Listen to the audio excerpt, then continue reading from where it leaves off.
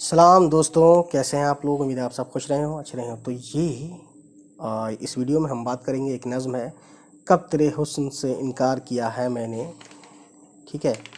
और कब तेरे हुस्न से इनकार किया है मैंने। और शायर का नाम है जान निसार अख्तर साहब। ठीक है, साहब मैं लगा रहा हूँ मोहब्बत में। ठीक है, चलिए फिर सवाल नंबर 1 हम पढ़ते हैं।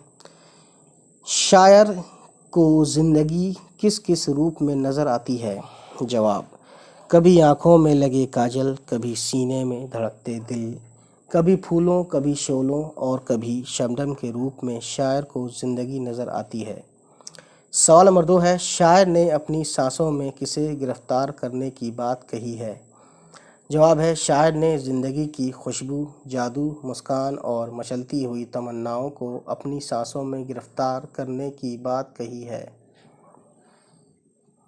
सवाल नंबर 3 है, आंखें चुराने से क्या मुराद है। जवाब है गाइस, आंखें चुराने से मुराद है किसी से कतराना, उसका सामना करने से बचना।